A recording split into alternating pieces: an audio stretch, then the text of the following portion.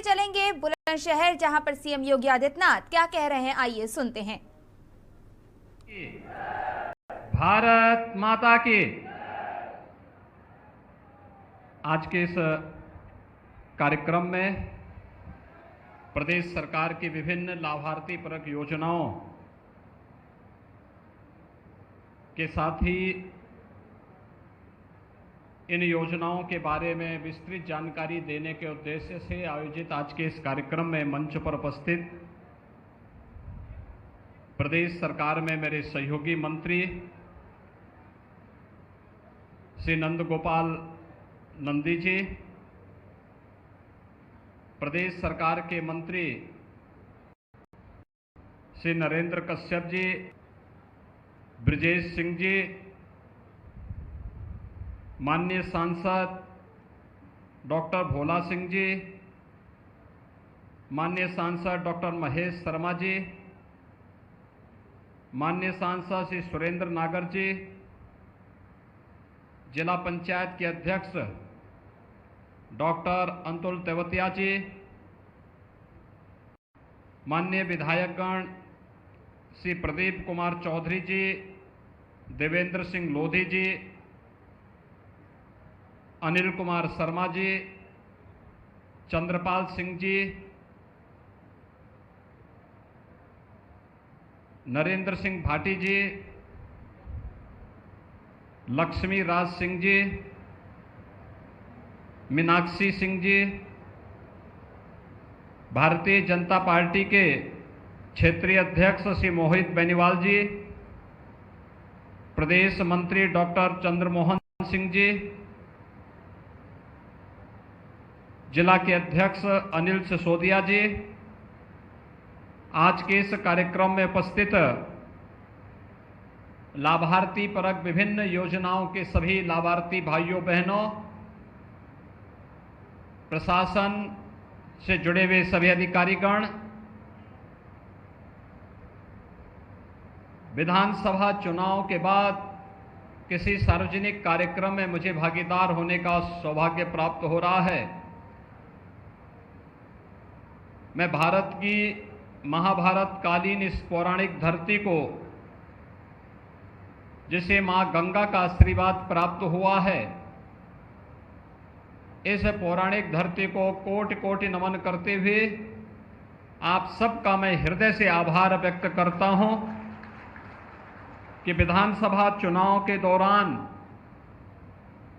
आपने मंच पर उपस्थित हमारे सभी माननीय विधायकों को भारी बहुमत से चुनाव विजयी बनाकर के अपना आशीर्वाद दिया। मैं इसके लिए बुलंदशहर की सभी जनता जनार्दन का कोटिशः धन्यवाद ज्ञापित करते हुए उनका अभिनंदन भी करता हूं, आभार व्यक्त करता हूं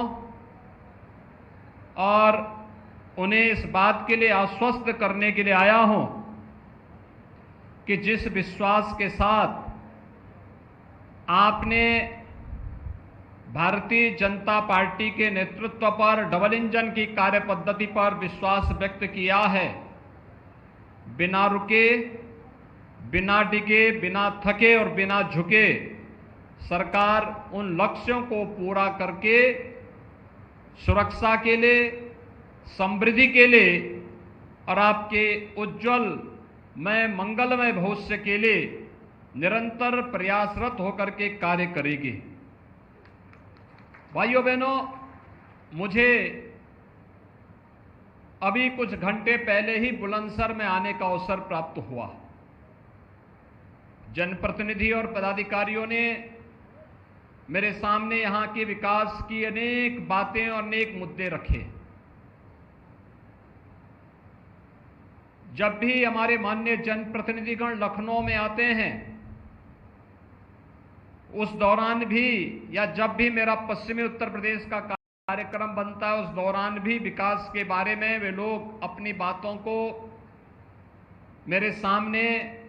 आदरणीय प्रधानमंत्री जी के सामने बराबर रखते हैं और उन्हीं के प्रयास का ये परिणाम है कि आज बुलंदशहर विकास की एक नई ऊंचाइयों को छूता हुआ दिखाई दे रहा है। यहां पर पावर जनरेशन के लिए लगने वाला पावर का जो एक नया यहाँ पर जो हम विद्युत उत्पादन का एक नया संयंत्र लगा रहे हैं, उसके कार्य का हो, चाहे वह पूर्व मुख्यमंत्री सदैव कल्याण सिंह जी के नाम पर अत्याधुनिक सुविधाओं से युक्त मेडिकल कॉलेज के निर्माण के कार्य का हो, चाहे वह मां गंगा की अविरल और निर्मल धारा को बनाए रखने के लिए नमामि गंगे परियोजना के अंतर्गत चलाए जाने वाली परियोजनाएं हो, या फिर बुलंदशहर की पहचान वन डिस्ट्रिक्ट वन प्रोडक्ट के अंतर्गत खुर्जा की पोल्ट्री उद्योग को और सिकंदराबाद के औद्योगिक संस्थान के विकास को आगे बढ़ाने का, ये सभी कार्य व्यवस्थित रूप से आगे बढ़ाने के लिए सरकार युद्ध स्तर पर कार्य कर रही है। बाबूजी कल्याण सिंह जी के नाम पर जो मेडिकल कॉलेज आपके बुलंदशहर में बन रहा है, अगले सत्र में यह मेडिकल कॉलेज यहां पर प्रवेश भी करेगा और यहां पर बुलंदशहर के नौजवानों को एमबीबीएस की और उसके उपरांत नर्स बालिकाओं के लिए नर्सिंग की शिक्षा का भी एक अच्छा केंद्र यहां पर बनने वाला है। और बुलंदशहर भी अब कह सकता है हम भी एनसीआर की पार्ट हैं। जिन सुविधाओं के लिए अब तक बुलंदशहर को वंचित रखा गया, आज वे सुविधाएं बुलंदशहर में उपलब्ध हो रही हैं। कितना अच्छा संजोग है, चुनाव के दौरान जब कोरोना महामारी चुनाव में बैरियर बनकर के खड़ी हो रही थी, तो इसी सभागार में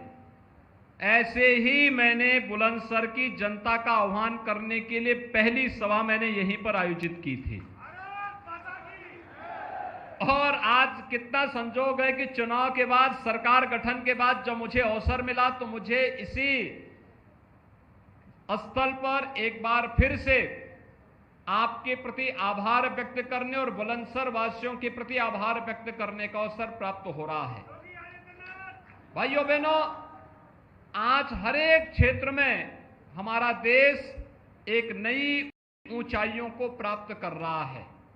जीवन का वह कोई भी क्षेत्र हो,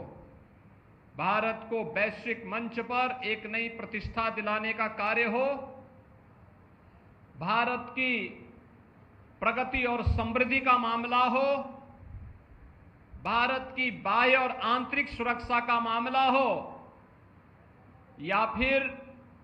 भारत के अंदर बिना भेदभाव के शासन की योजनाओं का लाभ